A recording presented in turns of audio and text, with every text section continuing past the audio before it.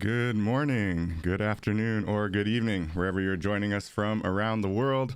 Welcome to episode 64 of Web3 Warriors, featuring Sheila Darcey, aka SketchPoetic, a visionary artist, author, and poet with her latest book, Sketch by Sketch, A Creative Path to Emotional Healing and Transformation, as well as VP of Innovation at WHIM. Thanks for joining us, Sheila. How are you doing today?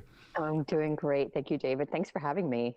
Oh, thank you for joining. I'm so looking forward to this conversation and really getting into your story and really hearing more about what you've been doing in the space. So thank you everyone for joining us. I am David Krome. I go by Krome in the metaverse. I'm your host for Web3 Warriors. And as I just mentioned, this week we have Sheila Darcey on, and she's been a very inspiring leader in the space. I always think back to the first time that I connected with you, Sheila, was in a spoken word room on Clubhouse. And it was one of the few times that I've shared a little bit of poetry that I've created. And I was always grateful for that opportunity, and it was part of my evolution in Web3, really understanding how much community matters in Web3 and how much really just the people and the culture in the space is what's kept me around, despite the technology and some of the gaming implications that really interested me in the first place.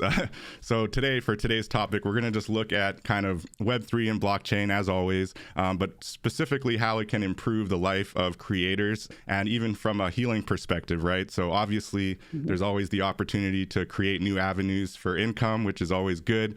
But I think beyond that, looking at Web3 and blockchain and the way that it's really brought people together and the way that it's creating space for people that maybe didn't exist prior and how that can have a healing impact. And with it being Mental Health Awareness Month, I think we have a really great guest in you, Sheila, to really address this issue and talk about some of the stuff that you've done in the space and specifically how you've used art even more broadly outside of Web3 for healing and for creating, kind of progress, personal progress, introspection, self-care, all those important things. So I look forward to getting into that. And we're just really grateful for the community. And if you are interested, you can check out our website at web3warriors.io. It's a little corner of the metaverse that we have. We're actually building out an even bigger plot in the metaverse that we're really excited about. But if you do check out the web3warriors.io, sign the guest book, you can be entered to win a free wearable. And we always appreciate the community coming through. So with all that, we'll be jumping over to Sheila. I'm really grateful that you're able to join, Sheila. And maybe before we talk about your many projects and what you've been able to do in the space, I just want to hear a little bit about, what brought you to Web3 and blockchain, if you don't mind. Thanks. Well, first of all, thank you for that lovely introduction. We've come full circle from our Clubhouse days of arts and healing, which is the spoken word space you were talking about. But yeah, I think the first place we should start is my purpose and mission of elevating art as a tool for healing. I've been in the digital agency space for almost 2 decades. Some call myself digitally born and bred. Tech has always fascinated me, and it's something that I've always been curious about. And so what brought me to Web3 was curiosity. I knew something was happening. I knew something was shifting. And at the time, I was also exploring my artist self. And so I saw this crossroads of art, tech, and I wanted to infuse wellness into it. So art, tech, and wellness is where I land in terms of the intersection. And because I'm so purpose driven, it was really important for me to come into the Web3. At the time, it was called NFTs, and it's since kind of interchangeably spoken about as Web3.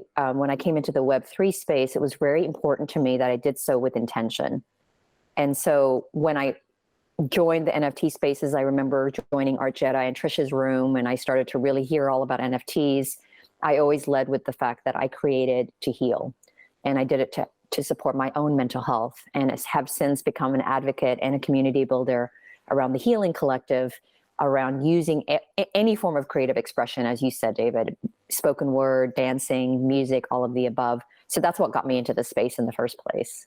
Very cool. Very cool. So tell us a little bit about your book, Sketch by Sketch. I noticed that some of the pieces that you had, I believe, on Foundation kind of spoke to the book as well and were pulled from the book. So I don't know if you would consider it a phygital, quote unquote, kind of project. But yeah, I'd love to hear a bit about the book, and then we can get into kind of the NFT and why you incorporated NFTs as well.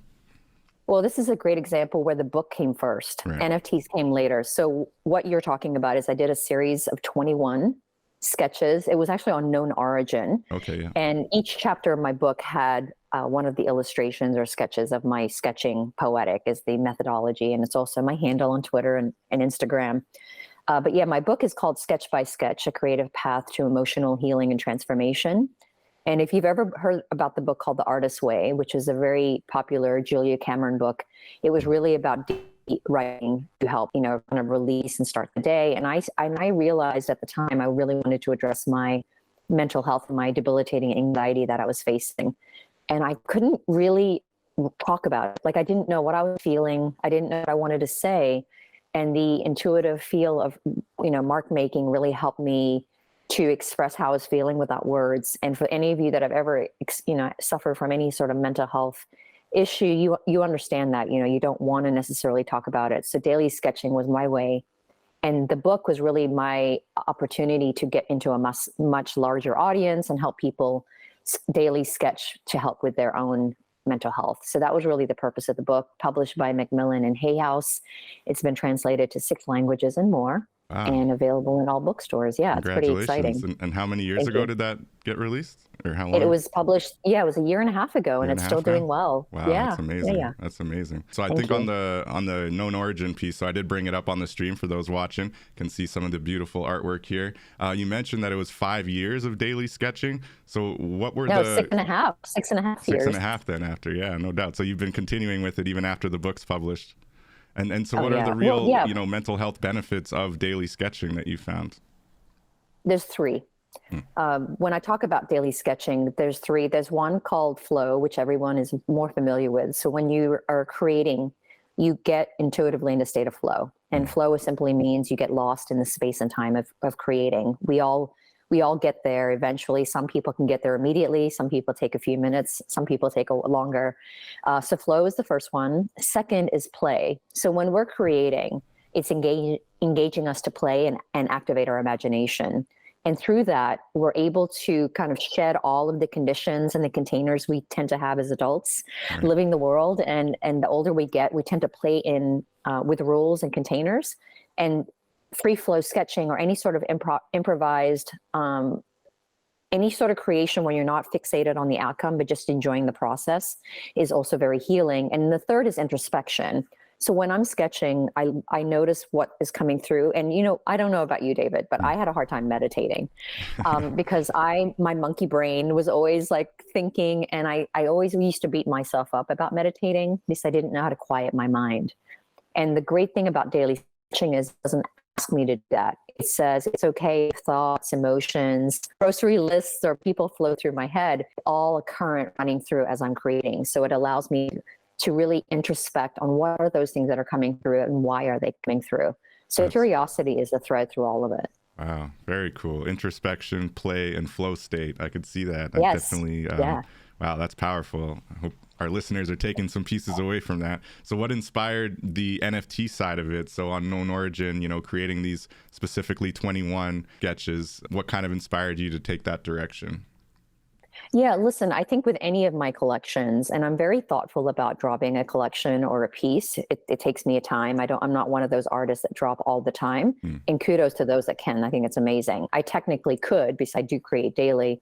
Right. But the collection that I wanted, this is one of the benefits of Web3 and the blockchain. I love the idea of taking something that was in the physical world, which is my book, and especially my sketches, because they are so meaningful. They do have some sort of expression, and putting it in the blockchain so that it will live forever. And I think that is the hope, right? That is. And then as a collector collects those illustrations, I have a direct connection with that collector. So anyone that's ever collected my work has a piece, not only of my work, but also a heal coin, which is the NFT that ultimately is the big thing that I represent, which is healing in the space.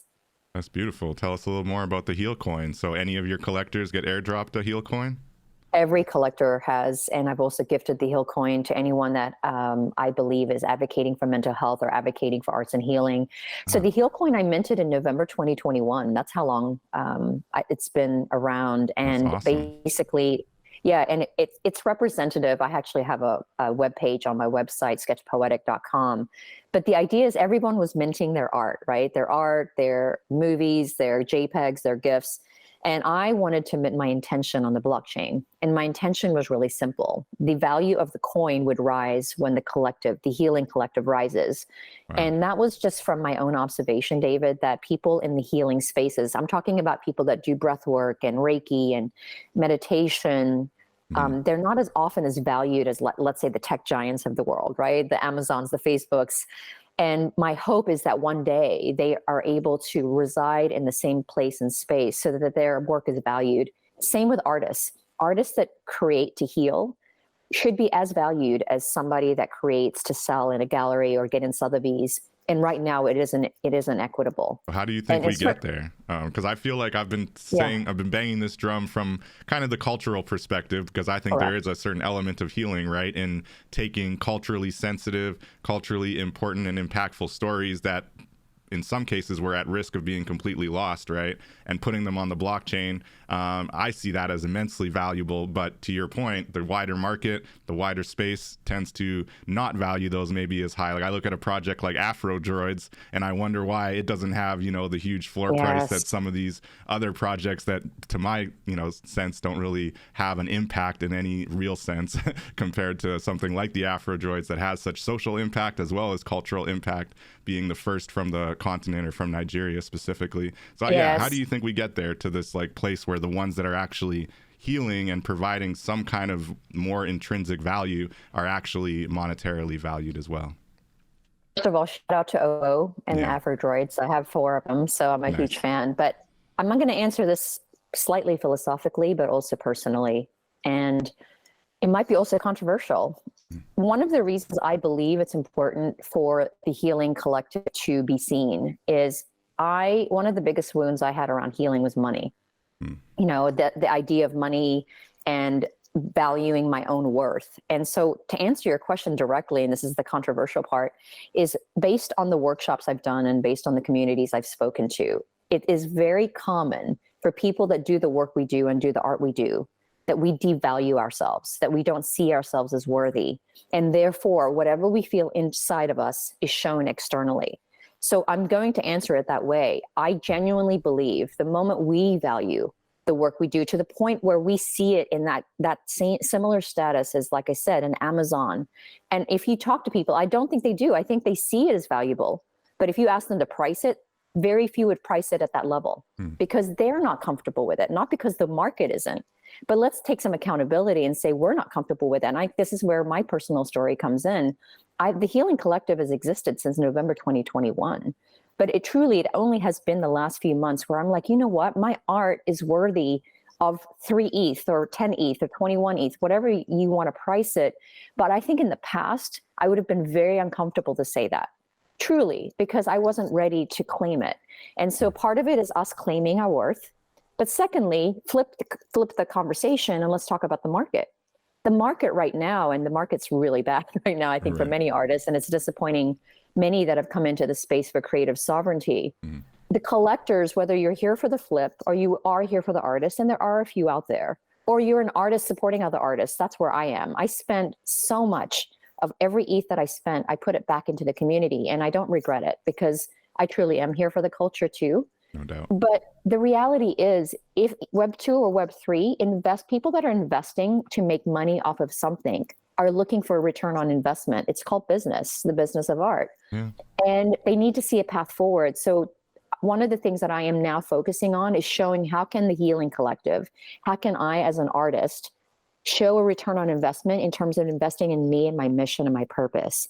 And I haven't really focused on that till now because I've been focused on my own self journey. So I'm balancing both. So that would be my answer, but it's a much more complex answer. But I think the shortest way to answer it is continue to carve a path and show value, but also know our own worth.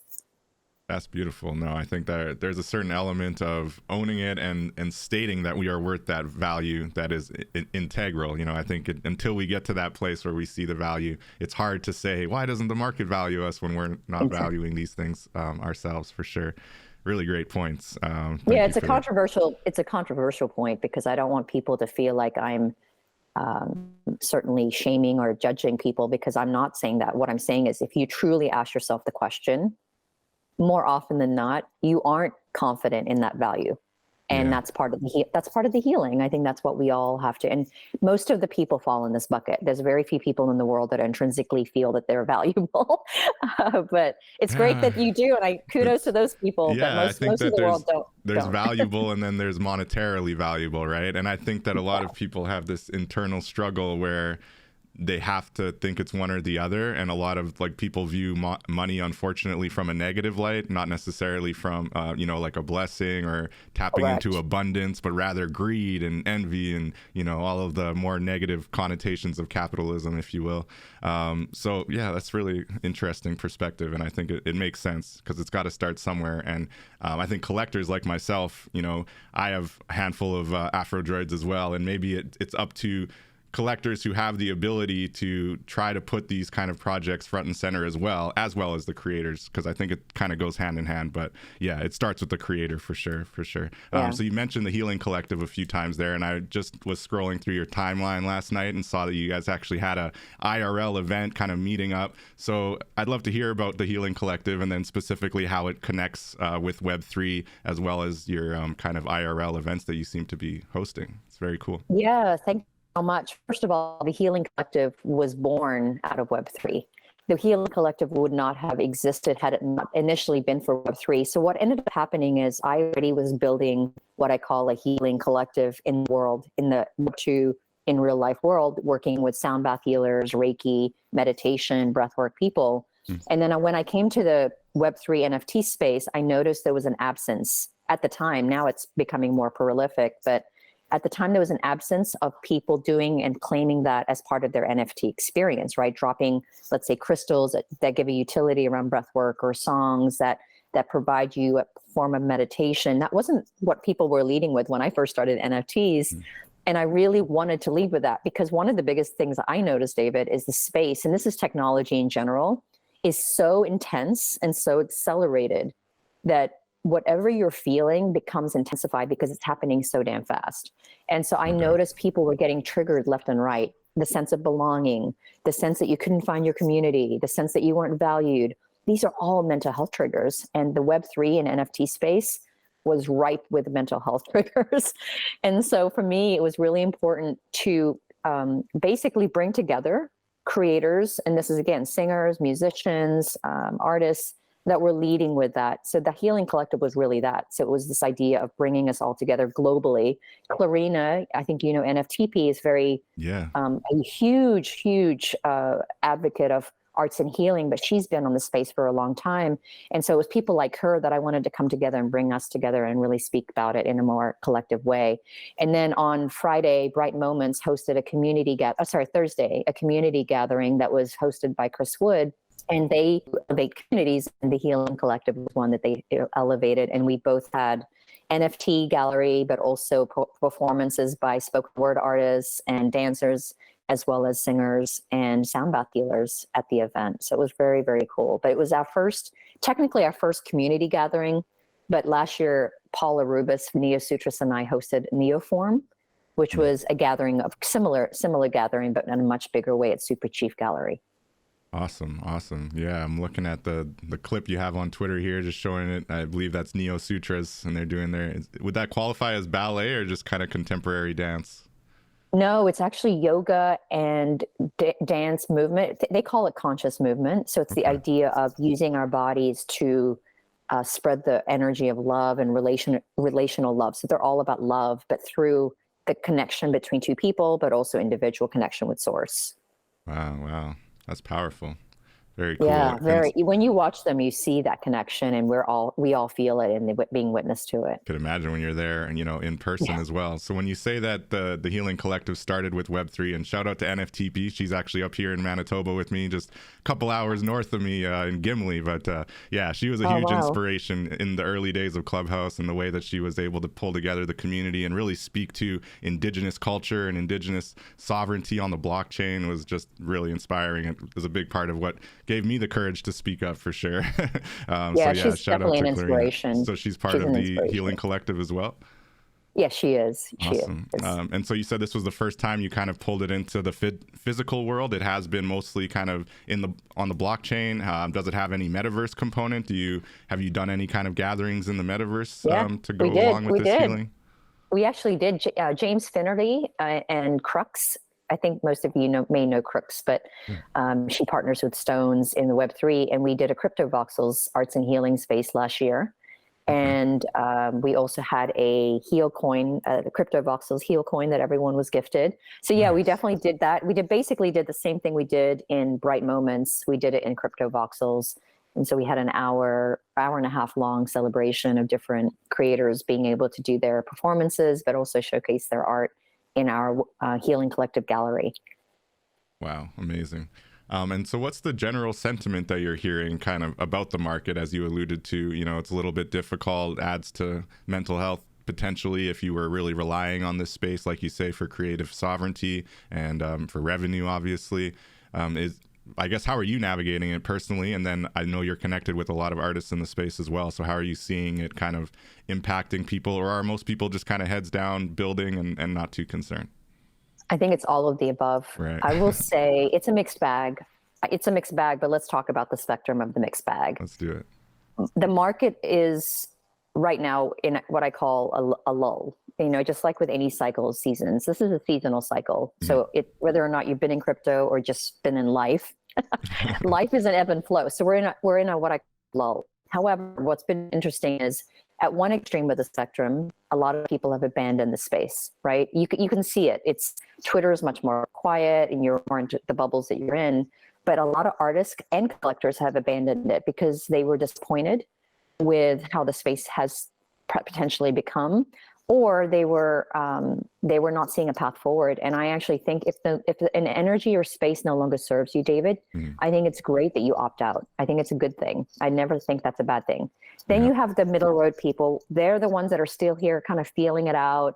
They're kind of got foot in, foot out, not sure exactly what to do, but they're still hopeful, right? They still hope that initial renaissance, that initial desire that we are here together to create a culture of creative sovereignty and a path forward for artists to actually find a way to sustain themselves, both monetarily, but also to be seen. And then there's the other extreme, which is what kind of I fall more into, which is the builders, the people that are here because they want to be part of the shift. They want to be part of the solidifying of the culture, and they want to be part of the shaping of the future. That's where I fall. And I've never wavered in all of those areas. I've never wavered on what I was here for. And that is for advocacy of mental health and promoting arts and healing, because we need it. And then also I'm a parent. The last way I'll answer this is I'm a parent. And my daughter is online, just like a lot of teens, right? She's 15 years old.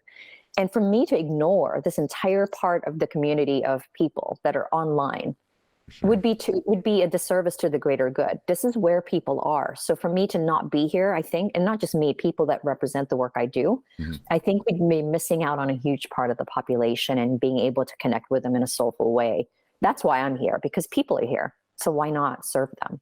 That's what's up. That's what's up. And I definitely think from the generational perspective, you know, I have a 5-year-old boy as well. And I think about like this metaverse plot I'm building out, and he's actually already interested in it because he loves Minecraft, you know. But yeah, it's just exciting to think about the idea that all of these pieces we're creating on the blockchain are indeed immutable, and it can actually, whether it be passed down or even just be there as a testament to, you know, what we were interested in, what we were creating in this lifetime, and to know that it can kind of be passed on to future generations, to me is a huge part of why we're here. And everything you just said is why we're excited to have you on this podcast. And that's the type of people we want to talk to, because it is the technology, and the technology is not going anywhere, right?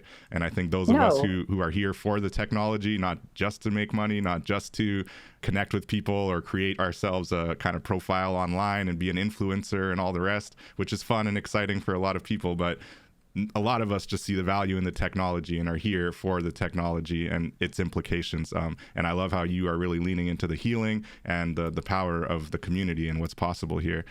So I did mention off the top. Can I just take a go. Can I just pause for a second, because I wanted to address your son and gaming. Oh, sure. Because it actually is part of the conversation. So one of the ways I describe myself is an innovator. And the reason that's important, and this is something I've been geeking out about a lot, besides I used to be a consultant and worked a lot with brands. When you talk about the gaming community, which is where our kids are, if you're a gamer, NFTs and Web3 it's laughable in many ways for gamers because they've been doing this, right? When you think about community and connection, there's no bigger fan base in the gaming community. They have been doing, augmented reality. They have been doing these online experiences, holograms. They've been doing all of this. So when I think about who's leading the way, I've always thought the gaming community has led the way. What has happened, though, is the NFT Web3 space brought in all these creators and artists who aren't necessarily, not all of them are tech savvy. Mm-hmm. And so what's been great about Web3 is it's educated artists to be more tech savvy, not be so afraid of technology. To me, that's the power. That's the other part of it that we don't often talk about, is think about all the education that's being pumped into Web3. And you talked about finance. I personally wasn't aware of the financial implications of what it meant to be an artist, right? In the sense of that, what I feel like there's been a huge education acceleration for artists to talk about what it means to invest in your art and what does it mean for a collector to invest. So between finance and the tech part, I think artists are starting to become much more well-rounded and equipped to navigate the world of technology because of Web3.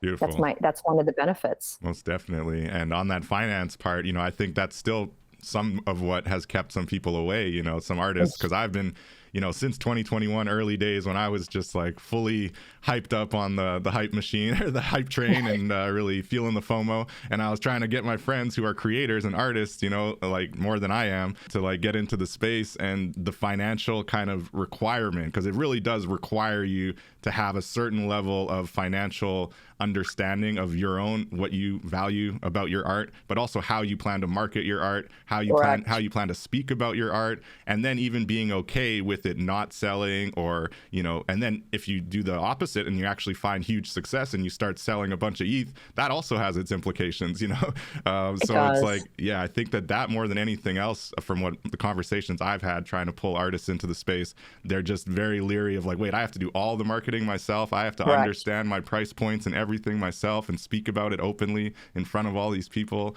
That has been the biggest pushback that I've seen from artists. So I think you make a good point that those who do embrace it learn a lot in the process, right? And they might not even come into it realizing that they're going to learn all of these additional angles of finance and how to market themselves, right?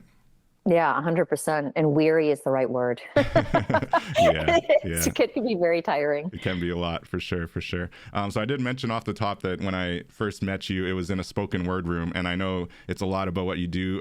Shout out to your latest drop, Impermanence, which is a really beautiful video. We're going to play for the audience at the end of the show. But spoken word is important, obviously very important to you. How do you feel that it is kind of making waves in the space? Do you think there's enough spoken word and poetry in Web3 right now? How do you see it kind of evolving? So just to clarify, and it's important, I am a huge lover of poetry, but I wouldn't consider myself a spoken word artist. Okay. It just happens to be something that it's an expression. However, I'm happy to talk about it because I'm an advocate of it. So there's a couple of people, Ana Maria Caballero has founded the Verse. And she is finding huge success right now because she is leading the way, along with other founders in her community around spoken word. So if you want to follow anyone that's really paving the path for poets, Ana Maria Caballero is incredible. Cadence the poet. Yeah, you can't miss her. She's a timepieces artist. The Verse has been in all these media, have been spotlighted by the media. They're a great example. And the reason I see her as an example of someone that is inspiring so many people is not only is she advocating for her medium, right, spoken word, but she's doing it with heart and soul. She's doing it in the way that she's authentically herself, right? She doesn't fit the degen characteristic of somebody that's doing it just to make money, although she's finding great success, and so is that community, that DAO. I don't know if it's a DAO, but that community. So I use her as an example because she's always led with passion and purpose. And those are the people I want to see succeed, right? Rachel Wilkins is another one. She's doing the Good News show, and she's not necessarily a person that is a spoken word artist, but she's leading with purpose and mission. And there's so many people out there that are doing that. And so, I think there's a lot of people out there that are doing spoken word, but for me, it's just a opportunity to show other ways of art being expressed to advocate for mental, emotional, spiritual, and physical health. And yes, Ana Maria Caballero is probably the best person to follow. Very cool. Yeah, I was just able to find the website, theverseverse.com, and I see that they've kind of linked up with Infinite Objects as well to do different visuals. And yeah, it looks like they're on Tezos. They're everywhere. Everywhere. She's been in probably every NFT show, it feels like, in the past year. Very cool. Well, I gotta do a little more digging, I think, and learn a bit more about what they're up to.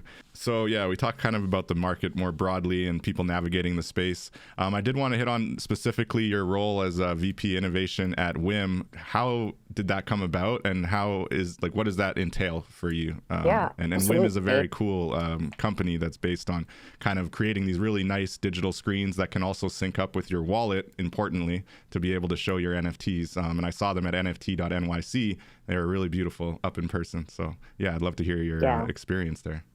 Yeah, thanks for asking about WHIM. So yes, interestingly, SketchPoetic and WHIM have the same timeline. I started daily sketching the first day I started at WHIM. So that's really important. And the reason for being is I was burnt out in my past job. I was a managing director of an agency, and I wanted to find a position where I didn't take it home. I still worked hard. I still contributed a lot, but I didn't take it home. And so part of the commitment I had is when I started my daily work, I would go to this coffee shop and sketch daily. So when I joined WHIM, I joined their innovation team, or initially it was the content team, because as an artist, I was really passionate about it. And what WHIM is passionate about is creating immersive, engaging experiences in the home. So it is a digital canvas. We call it a canvas, not a screen, because we want to differentiate ourselves from TVs, right? Right now, when you think of TV, it's a very passive experience, right? You're kind of immersing yourself. But WHIM is really we think of it as the Apple of digital screens, but we are all about the way that we engage. So everything is mobile app. It's basically controlled by a mobile app. Like you said, you can connect to your wallet. And then if you have more than one digital canvas, they interact with each other. And one beautiful thing, for example, that we obsess about at WHIM is the way the technology supports the experience. So when you put two of the digital canvases together, it recognizes the space between the canvases. So if I was doing a photo of me, it would actually cut out the space in between so that it looks like a physical, like a physical spread across multiple canvases. If you did that with a regular screen, it would actually split your face. And so it's stuff like that. The next generation rotates. So as it's rotating, the image is still fixed. So if you're a home decor person and love the visual of a diagonal canvas, the image still stays put. So the reason I'm part of the innovation team is we care about the creator experience. When you put a piece of your art out there, you want it to stay true to how you created it. And a lot of times screens don't care about that. They just want you to put it up and then you're done. And then you look at it as an artist and you're like, oh God, it looks terrible. It doesn't feel good. And that's what we obsess about at WHIM. And that's the reason I'm there. Very cool. And canvas, I like that, digital canvas. Yeah, that's nice. And we've been in every big gallery. So we've been at Super Chief, we were at Art Basel, we've been at Super Chief, Quantum, all of the different, and we've been in pretty much in every major NFT show around the world.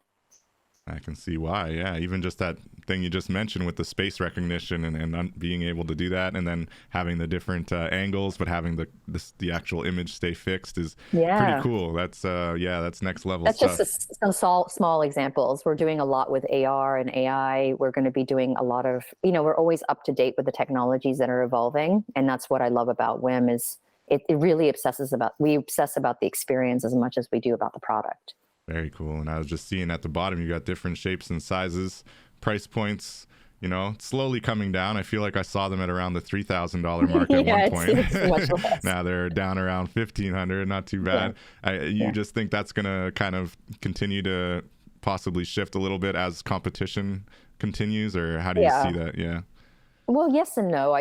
One of the benefits of WHIM is we were formerly known as Videri, and they have the commercial side of the house. And basically, if you went to MTA in New York, most of the screens, and I will call them screens, are WHIM products, the technology, but the software behind it is not consumer facing, right? So it's not like you can show your wallet on a canvas or a screen in the MTA. But when we think about it in the home experience is very different. Yeah, So no we doubt. we basically separated, and WHIM is now the consumer facing version of it. Very cool. I'm seeing it's even got like the ability to connect with smart speakers and smart home devices and go with your lighting and match your lighting and stuff like Yeah, that. yeah, that's Very cool. exactly the integrations with smart home. That's all part of it. You want it to be seamless. You don't listen. I'm a consumer first and foremost before I worked for WHIM, and I don't want another product in my house that is like is just a piece of technology that's not engaging with everything else around me, right? And so the idea of the reason it's called WHIM, there's many different reasons, but one of the things is you want to change your decor on a whim. So I have a couple of artworks up on the wall right now, Hmm. but it's so much harder for me to constantly change up my art, and Yeah. at first I have to buy it and then I have to make sure it looks good in the space. And the thing about a digital canvas and WHIM in particular is I can just change the mood of my home in an instant. Right So I on the have app, these thing right? called, I have a thing called a stash. So if I want it to be meditative, I change my entire experience to be more meditative. If I am throwing a party, it's much more fun. I show some photos. So it's showing things on a whim. That's part of the experience. Awesome. And I love that they even promote in some gaming. You can use it for gaming Yeah. too. Oh yeah. The I would have second never screen thought of that, experience is but a I big could see one. it now. Yeah. Yeah. Yeah. Oh, wow. Very cool. Well, thank you so much for sharing. And it's definitely an honor to be able to pick your brain about it a little bit. And it has always been kind of a weak spot, I think, right now for NFTs. So, $2,000. I'm up in Canada, so that's going to be about 2,000 our money. Yeah. But, Yeah. for a really great, innovative kind of integrated screen that does give you all that flexibility, it's not a crazy price when you think about what you pay for a TV. And it pretty Oh, much has all the exactly. same functionality for a good HD. Are they 4K? Yes, they Yeah. are. And think about how much we pay for an iPhone. Right. Yeah, exactly. Yeah, no doubt. So Very cool. it's our job to make it sticky. It's our job to make it like a piece, like as needed as a phone, but Like you not. say, the Apple of screens, or the Yeah. Apple of digital canvases, to be more correct. Hmm. Yeah, no, I like it, and it is very innovative. That's awesome. I didn't even realize how Thank dope it you. was until you just broke that down for me. So that's Thank very you so cool. much. I may have to look into those pre-orders myself. But yeah, let's get back to the Web3 conversation. I am curious, I think you alluded to this a little bit, but what, in your best case scenario, how would you like to see Web3 evolve? Because I think there's been this kind of criticism that we're bringing too much of Web2, or even just too much of kind of traditional capitalism, some would say late stage capitalism, the greed and a lot of manipulation into Web3, and specifically on the technology side, the data based kind of manipulation is something that's a recurring theme on this show, because I think it's an important thing that we can now have this opportunity to turn away from, as social media, so much of social media is about your follower count, is about getting your metrics up, about getting the views up, and however you do it doesn't matter, ethics be damned kind of thing, right? And we've seen it in Facebook and how that's kind of rippled into our politics and, impacted the society more broadly, right? How do you think Web3 can or should kind of change this and help with the evolution of the internet? Oh my God, this is the conversation. I think the reason you have this podcast, right? There's so Pretty much, yeah, many topics we could touch. I'm just going to go with my intuition and just go where, for where it sure. takes me. The first thing I would say is the future of Web3 should deliver on the promise of what it was meant to be about. When I joined a Clubhouse and when NFTs blew up, it was solely focused on the creators. And yes, of course, the collectors, but having that connection. And when you think about the definition of Web 1, Web 2, Web 3, when the different iterations, when people started to label a chapter of the evolution of what this was, the internet at the time, Right. Web3 was really about creative sovereignty. When we talk about creative sovereignty, it's the idea that creators now had a path forward to monetize their work. They had a new opportunity to be seen in ways they'd never been seen. They had a direct relationship with collectors and able to really mine and build that connection with collectors that you didn't have in the traditional art space. And you were able to have platforms that supported your ability to market as well as build your financial freedom Right. on the blockchain. That was the whole purpose and goal, I believe, of what Web3. I know for people like us that were brought in. Now, what's happened is capitalism and the greedy people and a lot of bad players and dark energies came in, but that is no different than the real world. Right.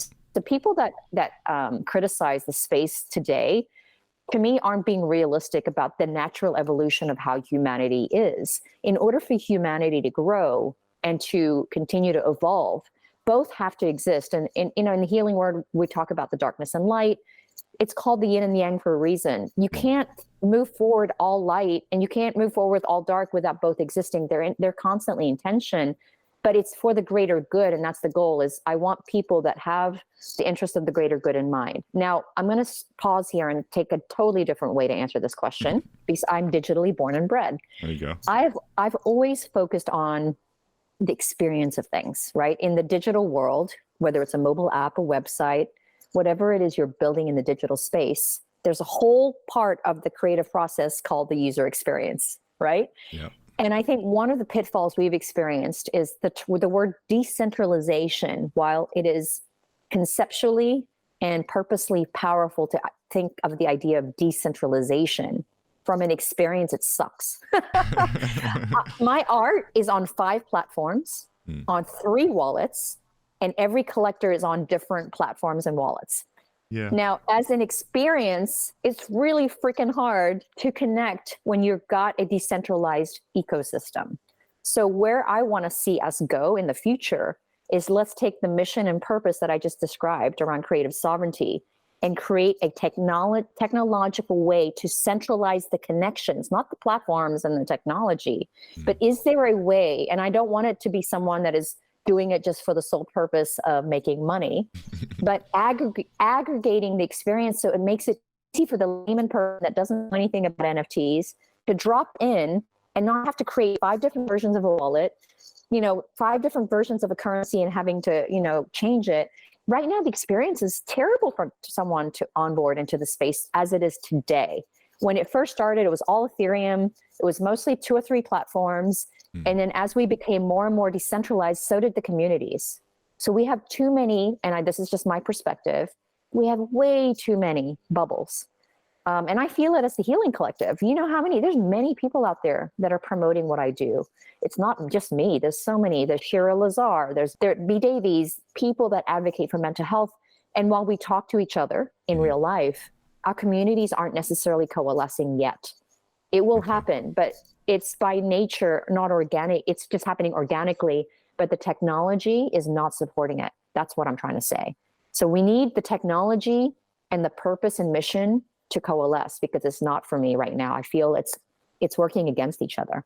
Interesting. And so you think the solution to that, like we've heard a lot about cross-chain functionality when looking at the metaverse, and like even just jumping from one metaverse, like corner of the metaverse to the other, voxels to sandbox or Decentraland, for example. But specifically, you're talking about your collectors and the fact that, they might be on Tezos, they might be on Ethereum, they might even be like on Super Rare, which is its own little corner of Ethereum, but they don't, go out to the rest. That's a really good point. So you think the solution is kind of aggregating it, but not necessarily from a data perspective, because that's the downside, right? When you get someone comes through and says, hey, we're going to pull all your collectors into one space, but then what are they getting on the back end to have all that information about all these different creators and their community bases, and aggregate it all into one kind of central database? On one hand, it is easier for user experience, and then on the other hand, maybe it's a little too centralized. I don't know. That's the problem. Yeah. I think here's the problem, David, and it's the philosophical part of the conversation. Right. It is going to happen whether or not I say it, because somebody is seeing the need and is already solving it. And it's going to be an Amazon-like person that's going to do it because it requires money and investment. But then, of course, if it requires those 2 things, they're going to want a return on investment. This is why the greater good matters. It'd be ideal if somebody with that money, with that ability to solve the problem, is purpose-driven in the greater good. And this is happening in AI too, right? Similar conversations are happening. I don't have the answers. I certainly don't know what it's going to go to, but if we don't have the conversation, if I don't ask and hold people accountable to solving the problem in a way that is serving the greater good, which is for the creators and the collectors that really care about creative sovereignty, then we're just going to get another Amazon. We're just going to get another Google. And that's why people are dismissive of the space, because they have given up hope. Right. They have given up hope that this is going to happen, right? There's going to be an Elon Musk type that comes in, does everything I just said from a user experience, makes it easy because that's what we care about. but it doesn't serve the greater good. And so that's what I'm hoping. And I'm just being more vocal about it, because I'm hoping that by putting it out there, that somebody's listening that cares, that cares and has a lot of money, that has a lot of power. Right. Yeah. And they could do it in an open source way, you know. Yes, and even looking at Elon, like, I'm no fan of his politics or a lot of the crazy stuff he's been saying and doing, but he did, like, looking at OpenAI, right? There was an initial goal to have that done as an open source kind of platform that was less about making money and data and monetizing. And then, you know, Microsoft comes, buys it, and now it's a private company that's all about data and monetizing. And everything that people are punching into ChatGPT is lining the pockets of someone on the back end, right? So it's hard. It seems like even if the intentions are there for it to be open source and more egalitarian in nature, somehow, you know, it doesn't take much for an entity to come in and be like, no, this is going to be a profit-driven enterprise now.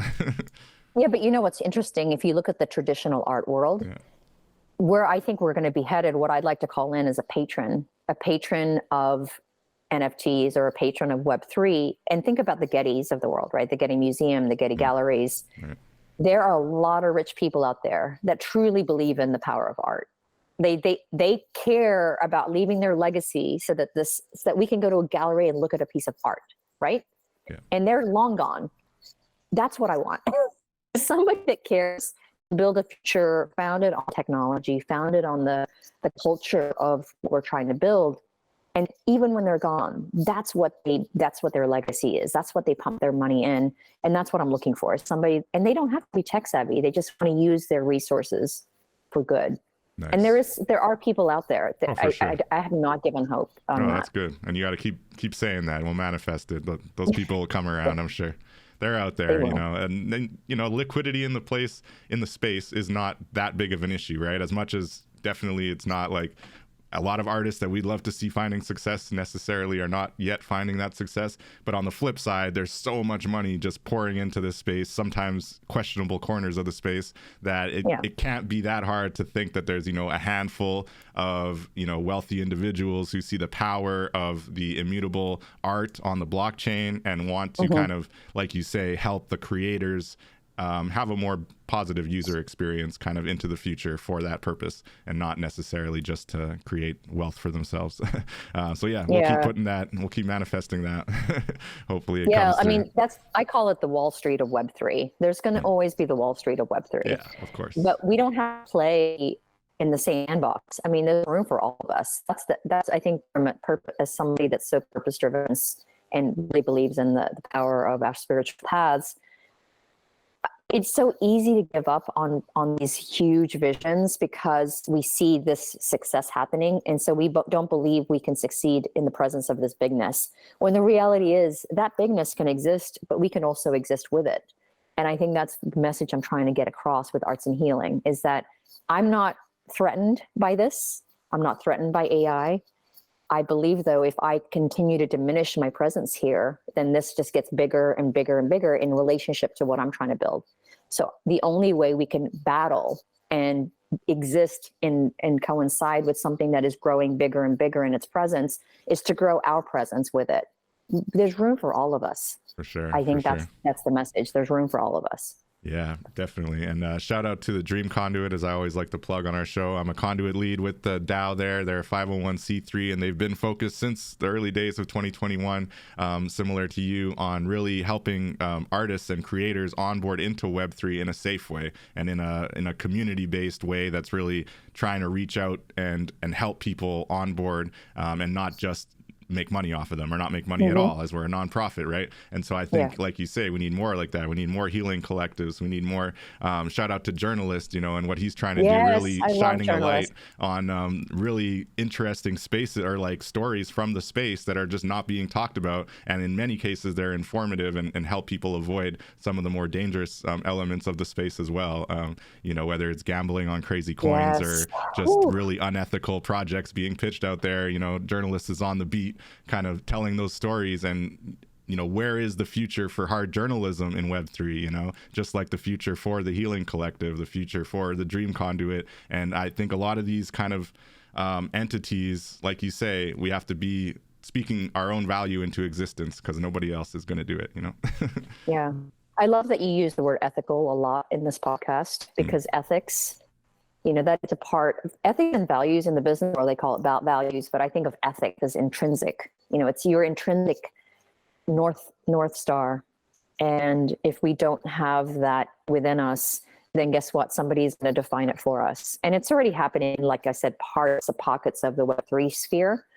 But it's people like us that are going to need to continue to be vocal about what is our value system and what is it that we want to create. And you notice I'm very purposeful about the word collective versus community. And I want to just speak to this for a second. There is a set of expectations that come with a community that I don't want to take on. Okay, that's fair. From time and energy. More importantly, I think to do service to a community is to be intentional about the time and energy you pump into it. So one of the things that I want to lead with is I'm very purposeful about my own healing journey, but that requires me to make sure that I have the time and energy for myself. But if it's at the detriment, if I'm building a community and that's at a detriment of my own self-care and my own healing, then how is that serving the community? So when I say collective, I say that because every single person that is part of the healing collective, while I might be the one bringing an opportunity like the event that happened with Chris Wood, the collective is what creates the experience, not me, right? I just bring people together. I'm in essence just a person that helps bring people together, but I'm not the one leading the way per se. And so I share that because a collective is a group of people that are individually led with their own set of values and North Star. But guess what? We tend to have a similar resonance and certain alignment around what those things are. So by building a collective, what we're actually building is the culture of Web3, just by bringing us together. Awesome. I really love that. It actually made me think of another DAO I've been working on, plugging away, and shout out to journalist. He was on the executive board with me, but he's been busy with other things. It's for Storytime DAO, and we often talk about it as a community, but it is a collective, and I know you've been introduced to the community as well. And it's really a good way to think about it. So I'm going to start using that word more so instead of community, because I think especially in that space, we're really trying to lean on each individual person to take ownership of their project, do the legwork, but ask for assistance. Where can we help? And if you are doing something IRL, like Andres had an amazing event in NFT NYC, and so we were pushing it on social media. Those of us who were there in real life were able to help make the event a success in real life, and so that's a collective. We're helping an individual find success in their endeavor. So I love that. Thank you. I'm going to start using that word more. And I'm thankful for Pilar. Pilar shout out to invited Pilar me to as well. Storytime. But the other thing about community is it requires an onboarding. The collective doesn't require an onboarding. You can be part of a collective and not know it yet. I like that. And so that's, and also again, I'm just being really transparent because the reason I think it's important for me to say this is if you're out there listening and you believe in something, you don't have to feel like you have to build a community, because that sounds exhausting and a huge undertaking for someone that may not have the skill set to build a community. But what you can do is lead with what you're passionate about, what you believe is important in the space, and you will attract people that just connect with you, and you're already building a collective. That's what's so great. It's so easy and seamless. That's awesome. That's Web3 in a nutshell, I think. It's that much really easier to create a collective now, right? So looking at the Heal coin and how you've airdropped that to your collectors as well as any others that you felt you needed to. What is the utility going forward when you think about if you have an event like you just had last night, right, or this week, is there some perk to like your holders showing up in real life and having one of those? Or in the metaverse, like you were mentioning, I think you dropped a wearable, Heal coin wearable to your holders. Is there something like that, like you're looking at on an ongoing basis, that like this Heal coin will have? I don't even like the word utility anymore because it's kind of I don't overkill. No, but that's okay. But whatever use case or functionality into the future that you plan to have for it. A journalist asked me this question last night, so it's kind of funny that you're asking me the same. It's in a good way, because you just spoke about him. If you can remember what it is, then you would know that there's no answer to that question that would suffice in the sense of utility. So let me explain. I minted my intention on the blockchain. It was never intended to be a token. It was never intended to be a gatekeeping pass. It was certainly never intended to be anything other than, hey, guess what? I have a mission. I want a visual token of it on the blockchain. It's called the Heal coin. And that Heal coin is a rallying cry because it lives on the blockchain. It exists in your wallets for people like me to exist in the space, because we must, right? Future evolution of it, I don't know where it will take us, but I can tell you the channels in which it could take us. We could have more in real life events. We will have sponsorships. We will have more shows. We will have different collectors. We'll have different innovative ways we'll connect. The promise of it is the intention. So I've always said when the value of the coin rises, it will be because the healing collective rises. So the more people talk about it, the more people are like, oh, wow, that's so cool that somebody minted their intention on the blockchain, because that's really what it was, David. It was never anything other than, you said the word manifestation. For those people that don't believe in that power, really, once you speak out loud, that's what manifestation is, right? Once you put out something out there, you're seeding something. So to me, the coin is simply a seed. And every day that I'm in Web3, I water that seed, and that's all I'm doing. And that seed will continue to blossom, and other people are now watering it with me. That's Awesome. how I view it. And how many of those seeds are there? Is it pretty exclusive? No, actually, I was going to gift you one after this podcast. No, absolutely. Wow. No, So it's grateful. the only constraint is I had minted 111 of them in 2021, sorry, and then 222 this year. I didn't do a 2023 edition. That once those run out, then I might mint another one. But for now, we have about 300 and something people I have over 100 collectors. Nice. And then I have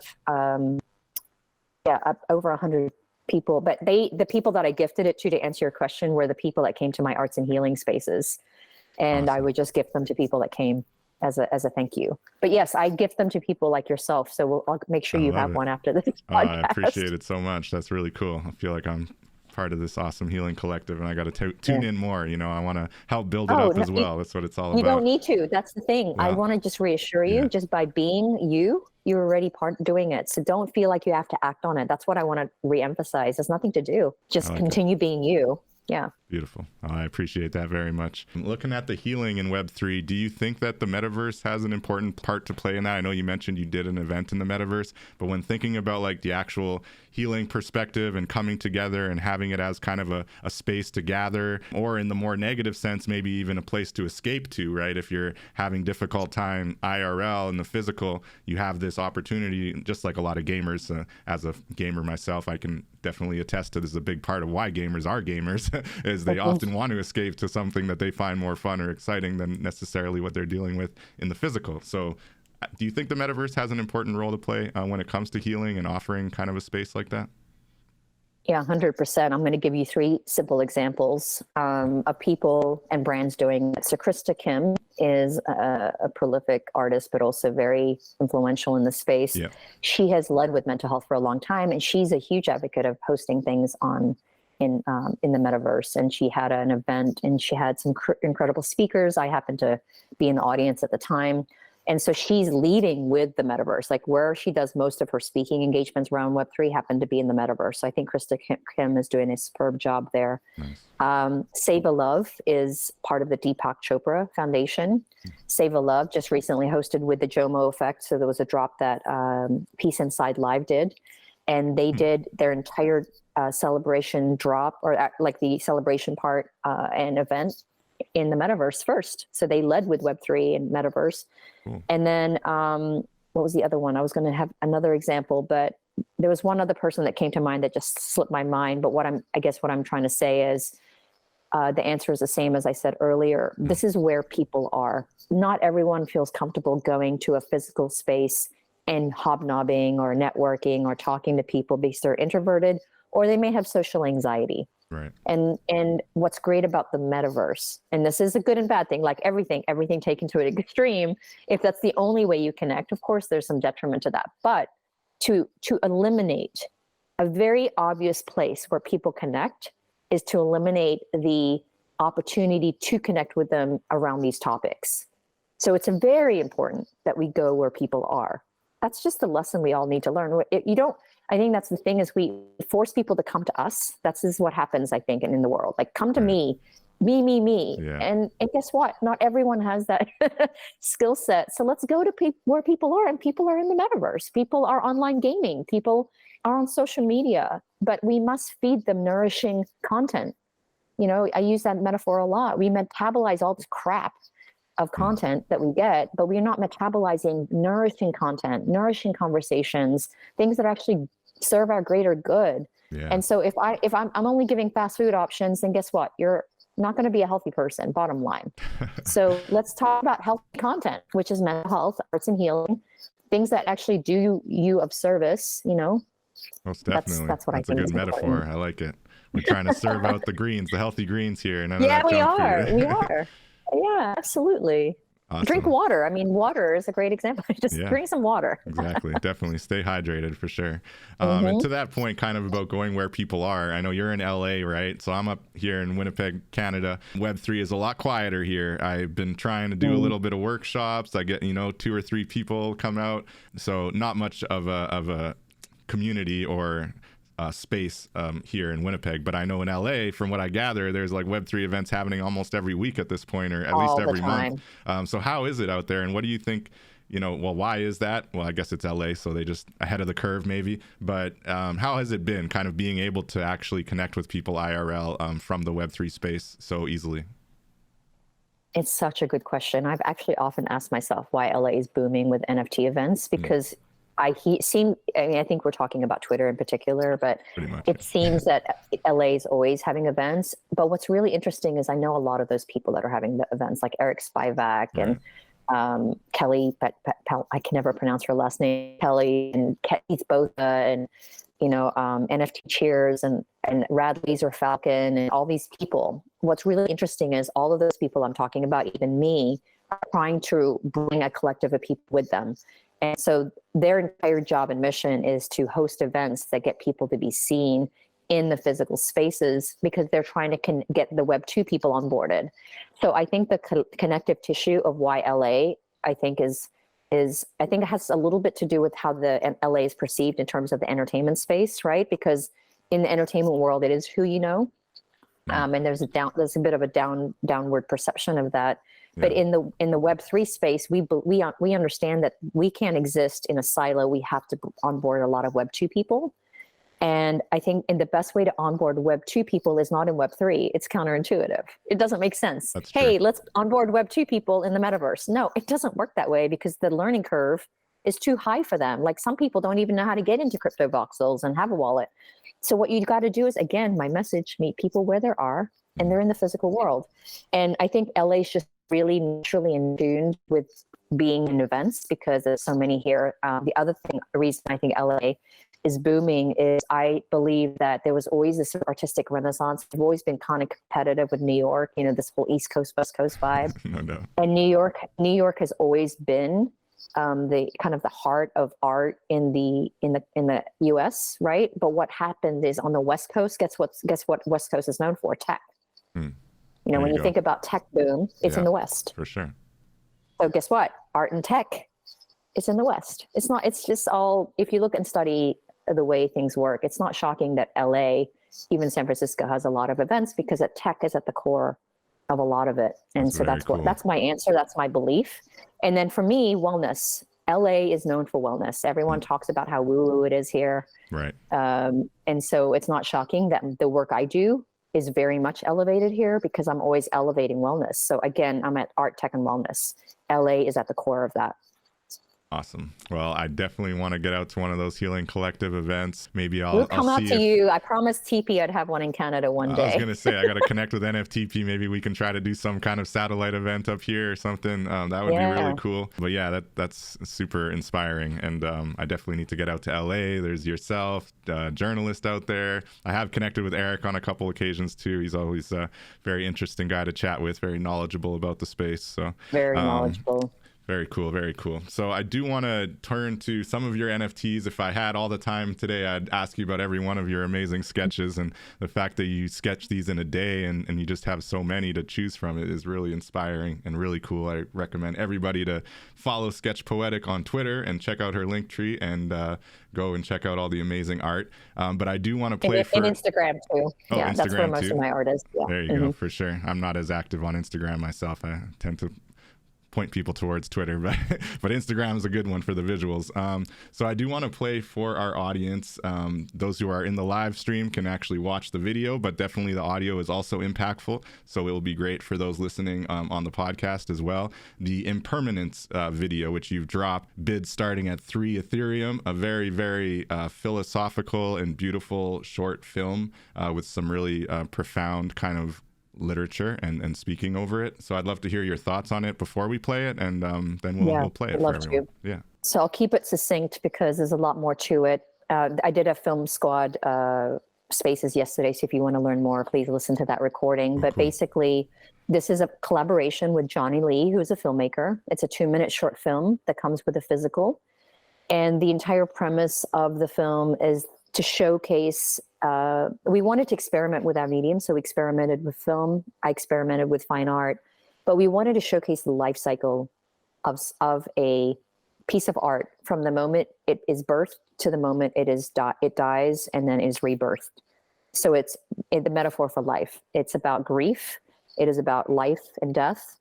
And it is about the emotional journey one takes from despair, fear, sadness, all the way to acceptance and surrender, and understanding that all of it is impermanent. And the moment you understand, whether it's art, our lives, or our existence, if we can let go to the idea that things are impermanent, we can find peace and stillness in it, whether you're wherever you are in that journey of life and death. Wow, I just got goosebumps from that. That's beautiful. All right, let's play it. Impermanence.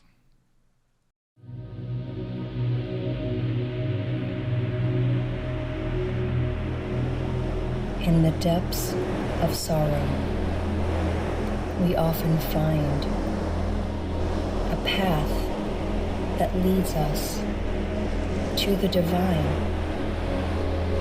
For in our grief, we shed our masks and connect once more to the source at last.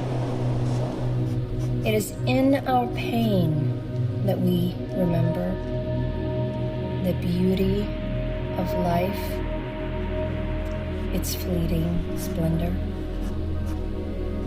And as we mourn what once was dear, we are reminded that love is always near.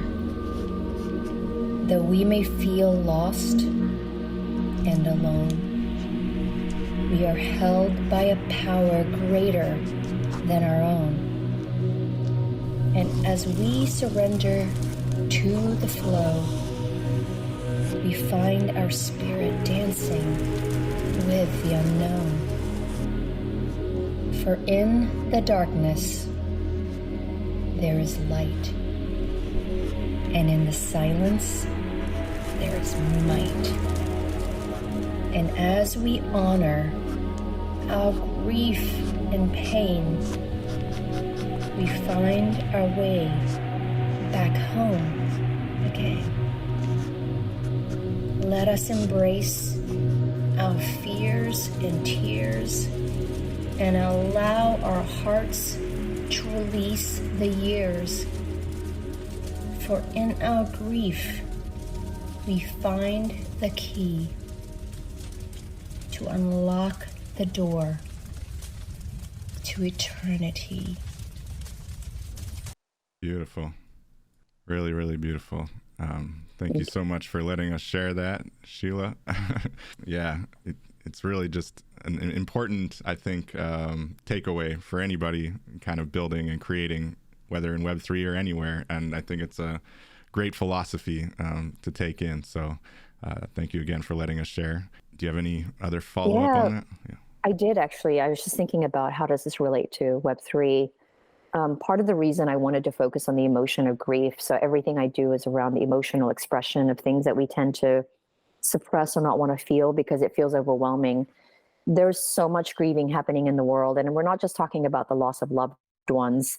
When you think about Web3 and how it's shifted in the past 2 years, let alone the past 6 months, I do sense that there's a lot of artists and people grieving the time before when we were booming and things were what felt like thriving. And now we're not in that space. Right. And what I want us to acknowledge is there's emotions that flow through us, whether or not we want to acknowledge. And there's a grieving of whenever something evolves and transforms and changes, there's a natural shedding of its existence before it happened. And that is grief. Grief doesn't have to look like losing somebody you love or, divorce or something of letting go of something. It truly can be as simple as grieving parts of ourselves that we must let go of in order to grow and to evolve. And that, to me, is what's happening to Web3, is there's a collective grieving happening of a season where we were all together and we were all, just so immersed and so excited. And a lot of that excitement has dissipated and we're grieving. I actually think we're grieving right now, but not in a way that most people traditionally think of grieving. Right. So part of the reason I drop these, with Johnny, we drop these types of moments and messages is whether or not you understand it, subconsciously and unconsciously, you're hearing the message. So when I say my art heals, it heals because you receive the message, whether or not you do or not. And so I wanted to share that this piece mattered to be in the blockchain for that reason. Very cool, very impactful, and it will find its home soon, I am sure. It's a Thank you. really amazing piece. From your words to someone's ears. That's right. Most definitely. It's very impactful, and it will hear the right person will hear it and need it in their lives. I hope so. And in their wallet, more specifically. Exactly, yes. Yes.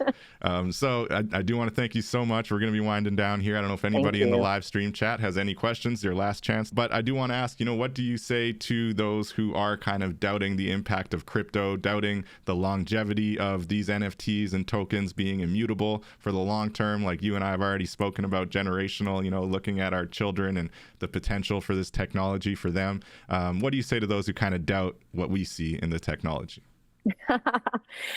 I'm going to end it the way Sheila Darcey, SketchPoetic, would end it. It's happening anyway.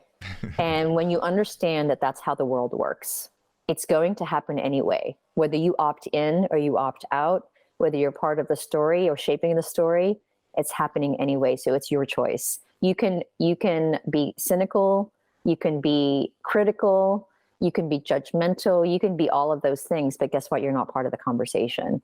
So it's up to you. I actually don't ever try to argue that point because there are doubters all the time. That's life. Of course. But I don't engage with the doubters because that's not why I'm here. I only engage with people that are still here, still having the conversations like you. There we go. Because, I like it.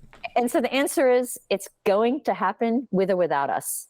So let's be part of it. That's it. The technology is not going anywhere. Nope. And there's people are going to continue to do the bad player thing, and that's fine. It's going to happen. Unfortunately. But I'm not going to expend my energy trying to fight that energy. I want to expend my energy building what I want to see in the world. There we go. That's what we're out here doing for sure. I did want to just briefly mention your LA art show, Modern and Contemporary Art. Is really beautiful, your pieces. And I'm just wondering, how often are you doing still like kind of the physical art and, taking part in art shows like this? I'm just curious. Well, you might actually be shocked to know that I decided to pursue my art full time this year for the first time. I am shocked to know that. So the answer is that was my first. Oh, wow. Well, congratulations. That's awesome. Thank you. I've wanted to do a solo show, but the reason it mattered to me not to pursue my artist self, one, I wasn't ready. I didn't think I was ready. When I say I'm all about healing, I'm very aware of the things that I need to be before I step into something so important like being a full-time artist, because I knew it would trigger a lot of things that I may not have been able to address in a way that was healthy. But secondly, because I was in a mission to promote mental health, it was important to me that when my book came out, that my book didn't say, guess what, if you sketch daily for your mental health, you become an artist. Right. Like for me, that part of the story was so counterintuitive to the message I was sending. I didn't sketch daily. I didn't try to become to use art to become an artist again.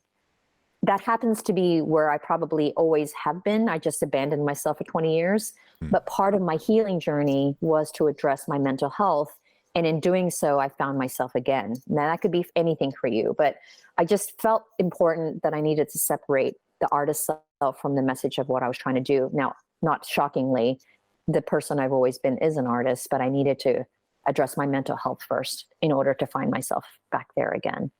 That's amazing. I think there's so many gold nuggets for our listeners to take from that. And even personally, I'm really inspired by that. I definitely feel like Web3 has brought out my creativity, and even just being able to speak on this podcast probably has its roots in having conversations with yourself and others on Clubhouse, you know? And so, yeah, I think we're all kind of slowly becoming more comfortable with our truest kind of creative selves, right? And I give Web3 a lot of kudos for that. But to your point, it could be as simple as sketching something every day, which isn't simple, but it's a very interesting creative exercise. But something that kind of taps into, like you said, the flow state, the play state, and what was the third one again? Introspection. Introspection. There we go. And by the way, it is easy. It's just when we think about the outcome, it becomes hard. The sketching itself, the doodling is easy. Right. It's just when it's our minds get in the way. Consistency is the hard part, right? Yeah, that's actually much more true. Awesome. In alignment.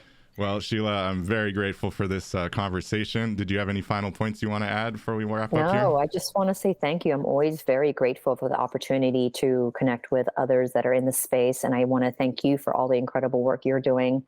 And just keep on keeping on. And I can't wait to drop the heel coin in your wallet after this conversation. I appreciate you. Yeah, we'll be in touch, and I look forward to that. And I look forward to meeting you in person as well. And I know we will cross paths at one of these Web3 events eventually. So thank you so much for that, Sheila. And to all the listeners, we'll be back next week. Until then, we'll catch you in the metaverse. Peace out. Bye.